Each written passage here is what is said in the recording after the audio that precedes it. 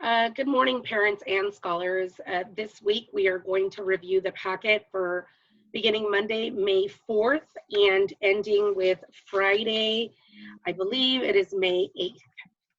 So in looking at our Monday packet, we are focusing on cause and effect. We are working on standard RL, Reading Literature 3.10.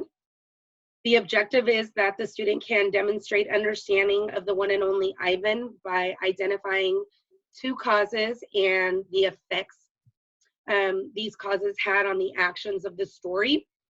First thing the student's going to do is they're going to watch the read aloud cause and effect lesson that Ms. Darcy and I will be posting on the Google Classroom. They're then going to complete the vocabulary chart for the word cook. You could find that word in two different places, actually three. One, if you go to the packet and you go to page 17, the word and the definition is provided for the student in the packet. You can also go to the Google Classroom, and on the Google Classroom we have the same graphic organizer. However, there is a text box with a link that gives you the definition via online. And then the third thing is that you can find the word being used in a sentence or in a frame on page, I believe, that would be like page 36 in the book. The student will then also complete the graphic organizer on page 16. It's a cause and effect. And so just to remind, a cause is why something happens, and the effect is what happens as the result of that cause. You can also get support with understanding cause and effect using the anchor chart on page 17. And then the students will then complete their learning log in the Google Classroom. This is very important that students are doing daily. It monitors participation and also completion of assignments. And then they have an exit ticket on Flipgrid that they will share with their class. Why do they think Stella is upset about Ruby? On Tuesday, the scholars will also be doing a reading day. It will be comprehension questions for the set of chapters that we will be reading this week. And you can always find those chapters read aloud in our daily lessons that me and Ms. Gonzalez provide. You're going to complete the vocabulary chart for the word entwined, which is also found in the book, online, and on the same page that you would find the word coax. After they complete the vocabulary word, they will then answer the comprehension questions on the following page. There's 3 comprehension questions and then a beyond. These comprehension questions mostly have to do with opinion-based. They're always their opinions on characters, actions, plot elements. All of it has to do with their opinions. Why do you think? How do you know this? What do you predict? All opinion-based. And then they will complete the Flipgrid post and the learning log on Google Classroom. I also believe that they have an exit ticket in the vocabulary quiz, correct, Ms. Darcy? Oh, I'm so sorry. That was for Wednesday. I'm a day ahead. All right, guys. For Wednesday, May 6th, we are going to be focusing on opinion rating. And so the opinion prompt is going to be how the student feels about how George treats or interacts and cares for Stella. Now, the student can do George, or if the student feels they want to do Mac. Mac is the owner of the Big Top Mom. First thing the student's going to do is they're going to watch the opinion writing lesson video on the Google Classroom that Ms. Darcy and I will post. They will then review the anchor charts and sentence starters to help with organizing their writing process. So the students have been familiar with the Oreo writing process, both the planner and the anchor chart. And it gives them detailed information as to how they're supposed to state their opinion clearly, reasons why they feel, examples, and so forth.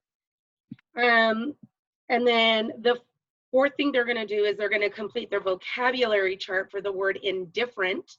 that is found on page 76. You're also going to complete an exit ticket on the Google form and in a vocabulary quiz, and then also your learning log. If you go to page 21, you will see opinion sentence starters for introductions, given reasons, and then writing their conclusion. Okay, this is found again on page 21. This will help with the writing process. If you flip over to page 22, you will have the graphic organizer, your writing planner, and then the writing prompt. How do you feel about how George or Mac treats or interacts and cares for Stella? Again, the graphic organizer is very detailed and to help you with the writing process. And then on page 23, you will find your vocabulary graphic organizer for the word indifferent. And then also you would find the vocabulary word for Wednesday, and nimbly would be for Thursday. On Thursday, you will still be adding on to your opinion writing. This will be revising and editing following the track we've been doing. You will take what you wrote on Wednesday, and you will then use the checklist and you will edit your writing and complete a final draft or a final paragraph. You will complete the vocabulary word at the beginning, and then if you flip to page 25, here is your checklist. And when you're filling this out, you want to be referencing your graphic organizer. So if you said, I told my readers my opinions and ideas on a topic or text and help them understand my reasoning. If you feel like you did that, you check yes. If you kind of, you do starting to. And if not yet, if you check not yet, you need to make sure you edit that in your writing, because we do not want any not yets. We want all starting tos or yeses.